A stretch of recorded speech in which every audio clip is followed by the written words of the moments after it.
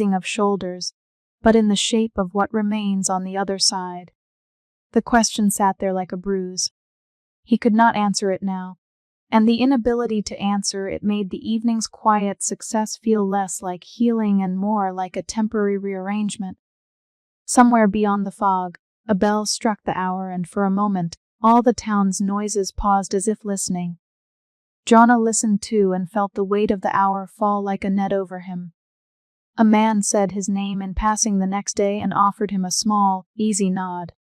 Jonah returned it, but as he did so his gaze fell to his hands and he saw, for an instant, a small, almost invisible scuff at the base of his thumb, a smudge of ink he could not remember getting. He rubbed at it, but the mark remained.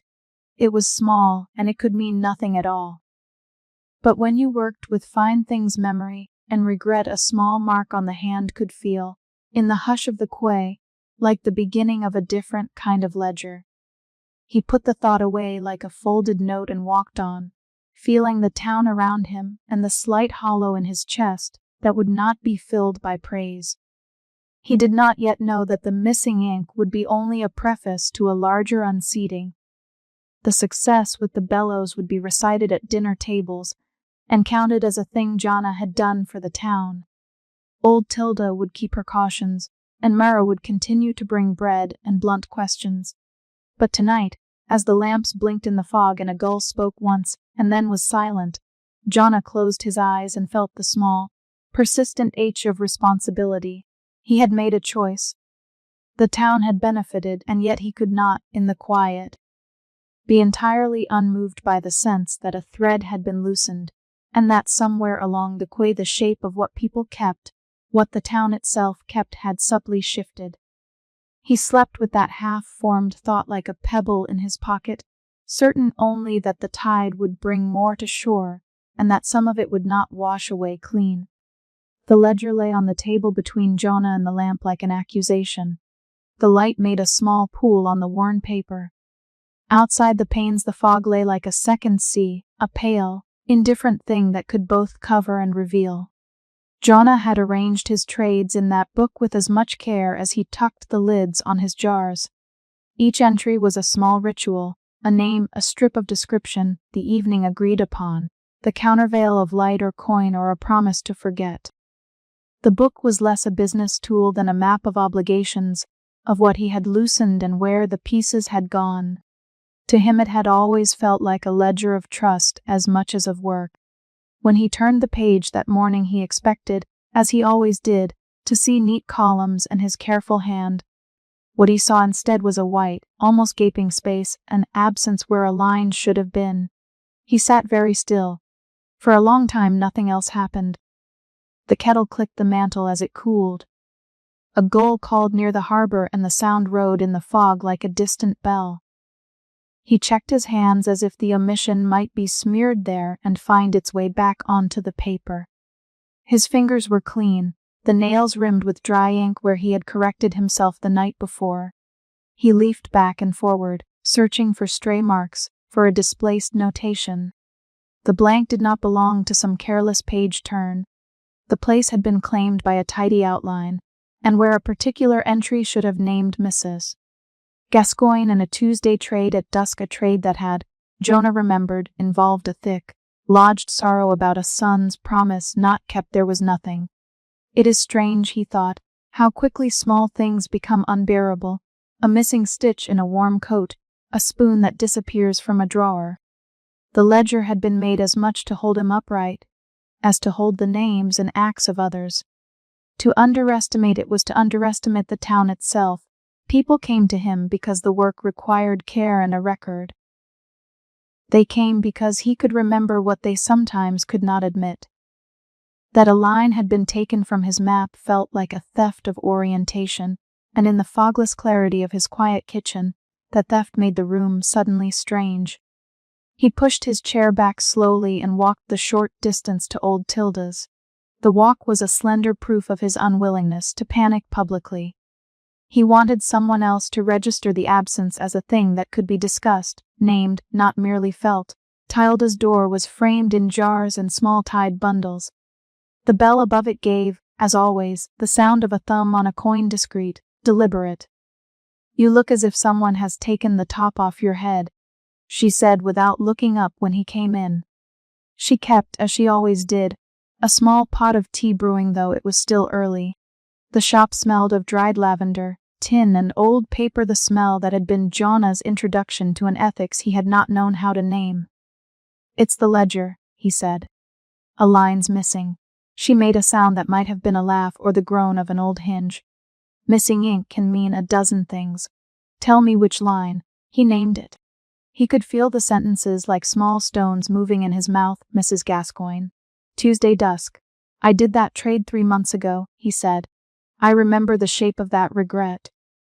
Old Tilda went to the shelf, took a needle from a jar, and folded a thin scrap of paper over her fingers, as if to read the thing more carefully.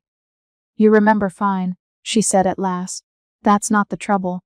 The trouble is someone with hands has taken a record after Yod made it. They know where to look. That is more dangerous than ignorance. Dangerous."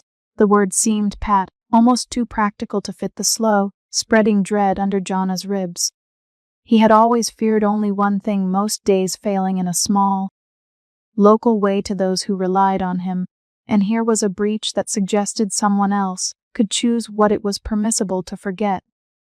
He spent the day as he often did, but the day had a fissure running through it. He took trades and made replacements and sealed them in the usual way, but his hand returned, again and again, to the white gap at home. He watched faces differently. Where once the easing of grief had been its own small star, now he read relief as a possibility of erasure. Thomas Reed, who had smiled a certain softened smile after their trade, now looked at Jonah with the steadiness a man has after a night's sleep, but carried in his hands a little additional emptiness. Jonah noticed Thomas' fingers more than before, the way they turned a cup without stopping to think, as though some detail that had made him careful had been rubbed away. It lodged in Jonah's chest with a weight that had nothing to do with physical exertion. He visited Mrs. Holm as if he were testing for taste. She answered the door with her habitual worried politeness. Her son, a pale boy named Peter, sat at the table and ate jam with a methodical concentration. The trade Jonah had made had smoothed the boy's waking nights. The mother had paid with candles, and a promise and the secret relief of family dinners that did not spill into midnight fear. Jonah watched how the mother's eyes rested on her son's hands, how she did not ask for too much explanation. A softening, he thought. But alongside that he felt a sharpness. Was there now a shape that could not be returned if asked? The ledger had not been only a list of bargains. It had been a place where memory could be called up, sometimes gently. If a line could be taken without his notice, could an owner also find, in some other cupboard of the town, a part of themselves missing without warning? The question gnawed. He asked, quietly, in a way that drew the conversation away from the usual gratitude, "Has Peter ever mentioned the song his mother used to sing?" Mrs. Holm blinked. "He hums sometimes," she said, "but not the same way. Isn't that what you would expect? He sleeps better." "Yes," Jonah said, and the word felt papery. "And does he ever ask why he feels better?" "He does not like to talk about nights, Mr. Marr." She tucked a stray lock of hair behind her ear as if the gesture could cover some exposed part of the room. He left with the taste of jam at the back of his mouth, and a thought that had been growing like a stain. The ledger's omission was not merely the work of one clumsy thief. It might indicate a pattern, a selection. By dusk he had made his way back toward the rope bridge, where Mara could be found coiling ropes and watching lads mend nets. She saw him before he made herself known, as she often did. "You look like you've been sleeping on one hand," she said. The rope's salt smell braided with the evening air. "I've lost a line," he told her, and the way he said it made it an insufficient story. She expected, perhaps, the ledger break itself or a small theft. Instead she heard the worry in the way it sat in his mouth. "Whose?" she asked. "Mrs. Gascoigne's," he said. "The entry's gone.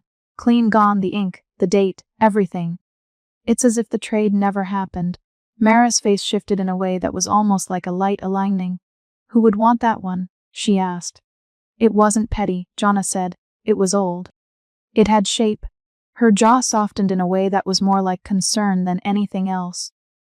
If someone is taking older things, they're taking the things that make people keep being themselves, she said. You ought to ask old Tilda, or she stopped because she saw the way her urging had become a summons she couldn't make for him. Tell me what you need to do. He did not know. He felt the ledger's absence as a personal erasure, a failure of the very thing that had allowed him to be useful. The more he tried to name it, the clearer the shape of the theft. Not random petty theft, but a skimming. Someone chose certain shadows as if they were items to be collected and stored for some other logic. He began, then, to look for patterns where none had been visible before. He went to the stalls, pretending he had need of rope or a tin of sardines, and watched the small hands of the market. The fog made the light edges of things vague. It also made people's voices raw and close. He noticed, at a stall where trinkets were sold, a young woman with ink on her knuckles who moved in a hurry between a doorway and a man in gray. She had cropped hair and the lurching gait of someone who had learned to be useful in urgent ways. He had seen her before, Faye Corcoran. She glanced up and, perhaps seeing him, tucked a folded scrap into her coat. Jonah's eyes followed the motion like an animal's curiosity. He was careful. He had learned to be careful. He did not follow at first, only took note. He spoke to a vendor who had watched exchanges at the market for longer than Jonah had been alive. The vendor said little, but his talk had the steady evidence of the town's daily ledger. People forgot, people forgave, people sometimes bought new things to fill gaps. We all trade in one kind of forgetting or another, the man said, but not all forgetting is the same. What do you mean? Jonah asked. There's the forgetting that comes from repair, and then there's the forgetting that comes from taking. People will pay for either, if they can be sure of a price. The vendor's voice was small, practical. The simple economy of that sentence made Jonah angrier than he expected. People exchanging small mercies for light was one thing. Someone taking, without consent, the older things that anchored a person's idiosyncrasies was something else. He pressed, pretending to be interested in a brass thimble. Is there someone who collects older things in town? Ask about the men who buy in gray, the vendor said. They come like winter. Jonah did not need the name. He had seen a pale man in gray sometime in the last month, someone whose hands looked like they had combed dust for years. Jonah had responded to the appearance of a different market with an unease he could not yet name. He had assumed Elias Venn's trade was a separate thing, a different lane from the modest exchanges Jonah made at the docks. Now the missing ink smelled of connection. He spent the night pacing the alleys at the back of the warehouses. The fog made even familiar corners look as if they belonged to someone else. He saw then the small changes he had not wanted to see when he had been proud of his work. A woman who could no longer name the exact shape of her mother's hands. A fisherman who had ceased to greet a certain lane because it held a particular memory he had sold. Each softened face was not only relief, it was a subtraction. The ledger began to read, to him now, not only as a map of kindness, but as a fence. When a line disappeared, who knew what might be taken where? He thought of the ledger as a map because the act of recording had been for him the same as an act of responsibility.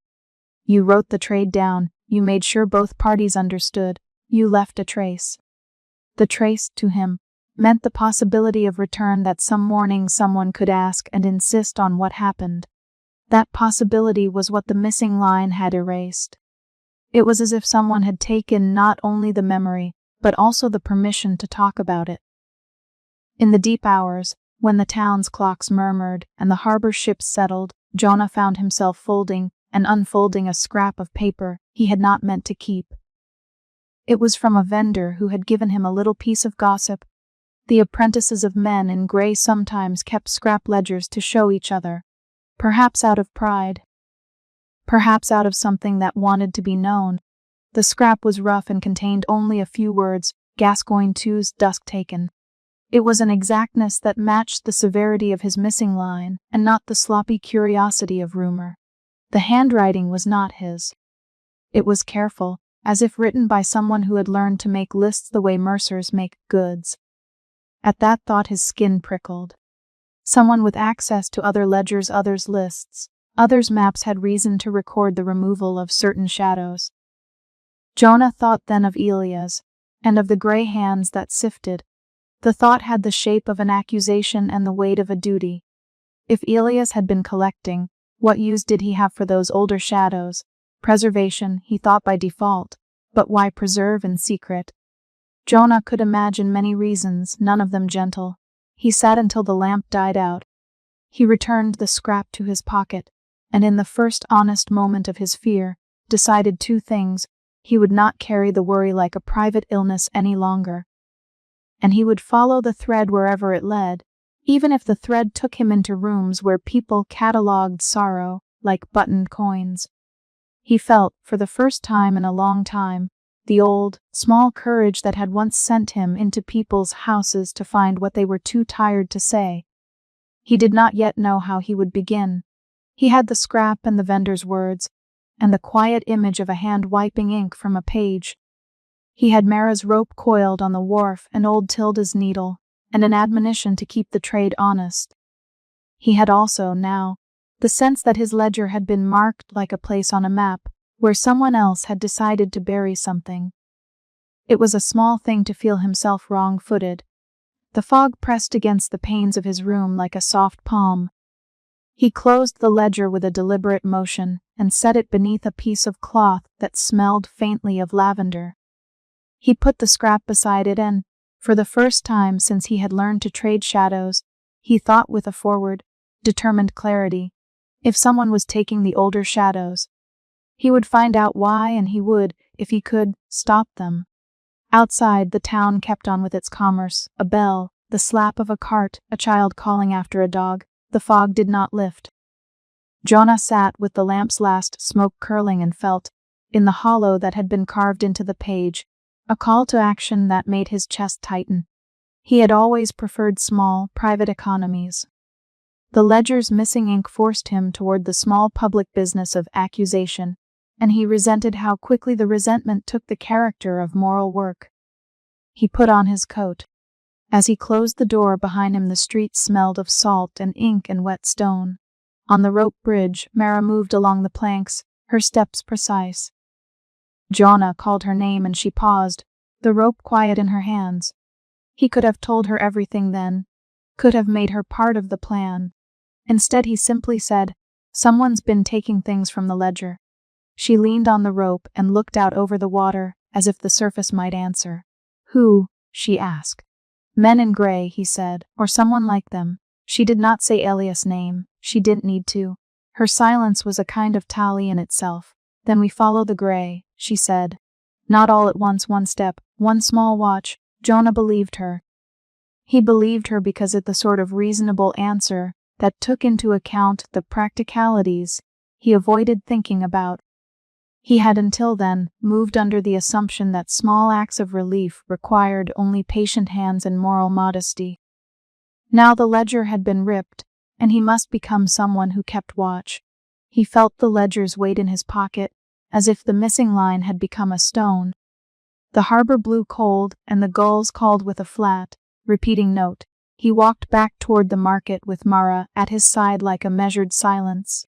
They passed a stall where a boy sold oily wires and a woman folded linen.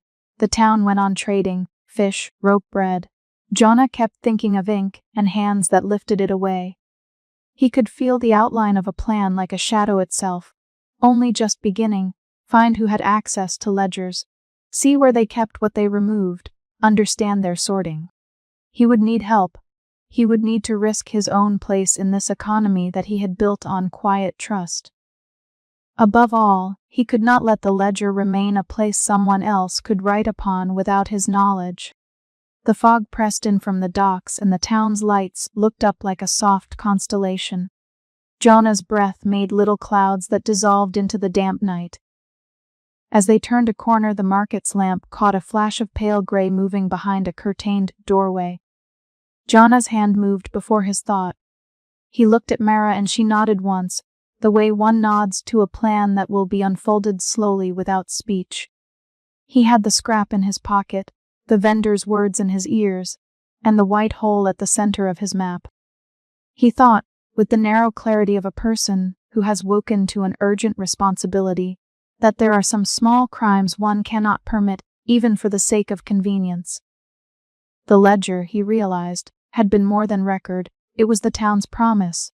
He would not let that promise be erased without a reckoning. They walked toward the curtained doorway. The lamp shook a little in the fog. Jonah's steps measured the distance. He had been careful in his life, because care had been the only way he knew to belong. Now his caring might require him to step, for a time, into a world that measured sorrow in different, colder ways. He tightened his coat around him and, with Mara at his side, stepped into the dark. Jonah had been careful, he told himself more than once that week. Careful not because he feared discovery, though that fear occupied a small, steady place in him, but because the ledger in his pocket was an instrument of names and measures. It had been a map of a modest ethics. The careful black lines were not merely accounting but fidelity. When an entry went missing, he felt as if a seam had been ripped from a garment he had been mending. There was a kind of shame in that. It was as if whatever had been left unrecorded might already be walking away. The evening, a thin rain began to mist in the lamplight. Jonah followed a cart along the quay because he had nothing else he could imagine doing. The cart did not make much sound, rubber wheels on wet cobbles, and a man humming under his breath, as if the song might keep something at bay. Jonah kept his distance the way he kept his hands, careful and out of habit. He had learned to let the sea set the pace of his steps. Most of the town still turned away from Alia's Ven's shop on principle or superstition. To Jonah it had always been a place of measured, bureaucratic cruelty. Tonight, though, he wanted to see the motions of it. He wanted to know whether the omission in his ledger was the result of disorder, or of order practiced by other hands. The cart paused near a narrow alley that ran behind Elias' building. A young woman, small, with sleeves pushed to her elbows and dark smudges on the pads of her fingers, slid from the cart with movements that were quick, practiced. She wore a kind of swiftness that indicated she did not belong to the slow rhythms of the fish stalls. Jonah recognized that swiftness the way he recognized a shadow's vouching. It belonged to someone apprenticed to silence or to secrecy. He did not follow at once. He stood at the edge of the lane and watched her shoulders under the gaslight, the way rain made a gloss over her hair. For a moment he considered the proprieties that had taught him restraint. Then he moved, because restraint had been yielding him only more questions. She ducked into the back way and the cart rolled on. Jonah kept to the wet hedges of shadow and then to the alley. He did not pretend to be anything other than someone passing by. The alley smelled of salt and old rope, of pail and brine, and the faintly metallic sharpness of fish. Under Elias' eaves it smelled also of dust and oil, an interior that had not been aired in years. Jonah's shoes made a small, muffled sound on the wood and stone. He kept his breathing soft. He saw her through a narrow gap between a stacked crate and a shuttered window, a girl with ink on her fingers, who unfolded a sheet of paper with the careful patience of someone handling something that could not be replaced. The paper was small and white, and her fingers trembled as she smoothed it. Jonah watched the way she traced a name with the side of her nail, the way she tucked the paper into the pocket of her smock before she stepped back toward the shadow of the shop's service door. He had seen apprentices at work before. He had been an apprentice to the ledger in his own way. But the thing that pinched in his chest was how the gestures felt like rehearsed concealments, small acts of secrecy carried out in public. He took a step toward the door, halting, and then hesitated. The girl Faye, he would learn later, slipped inside beneath the sign that read Ven & Co. Shadows, cataloging and care.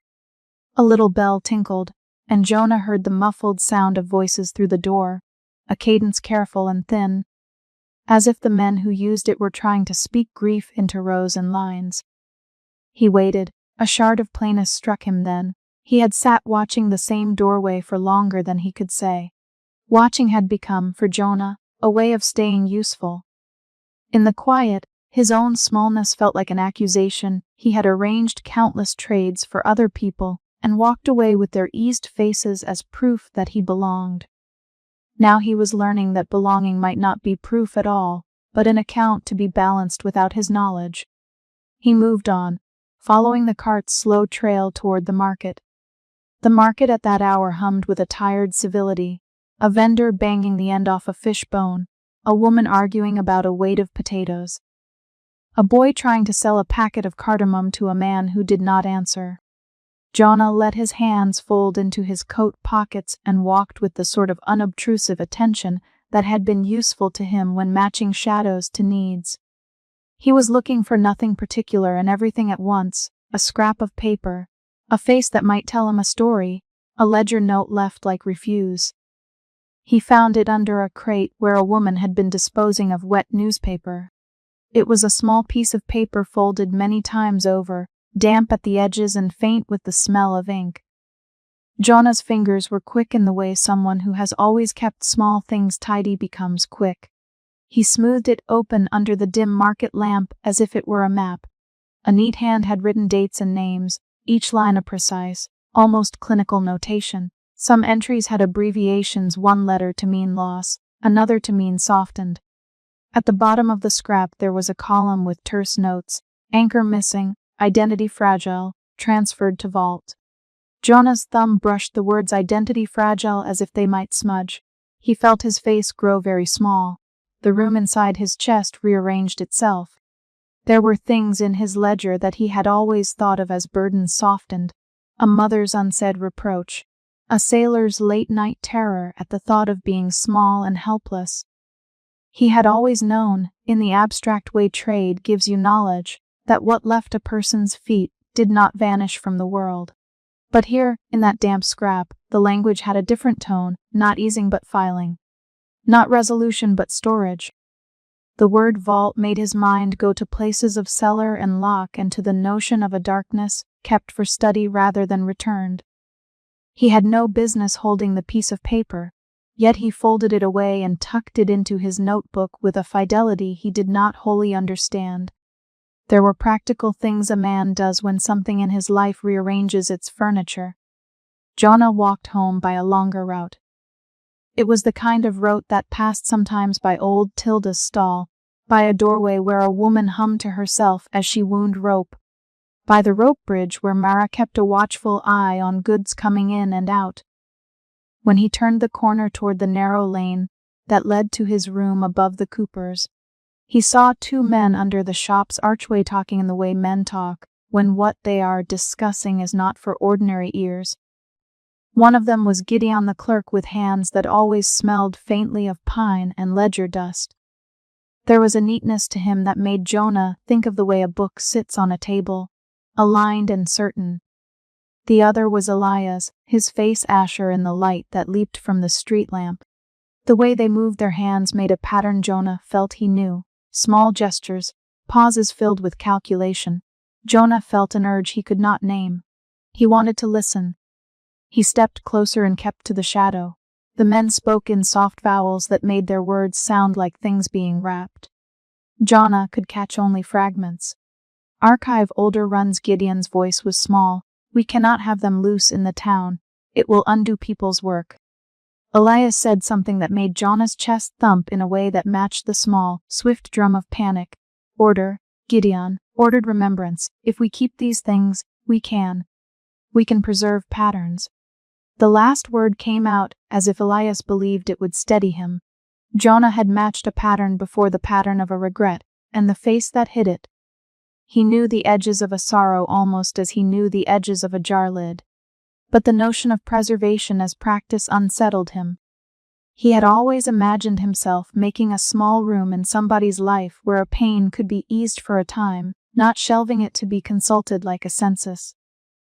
The men left then, their silhouettes shrinking into the fog, and Jonah stayed where he was a moment longer, counting the seconds and letting his pulse slowly subside. Back in his room he sat at the table with the scrap of paper and his ledger open. The ledger felt warm from his body. He turned pages with a reverence that had become habit. Old Tilda's admonitions rose like a familiar shape, records. Jonna, they are not for your comfort alone. He had thought at the time she meant a caution against carelessness. Now he saw how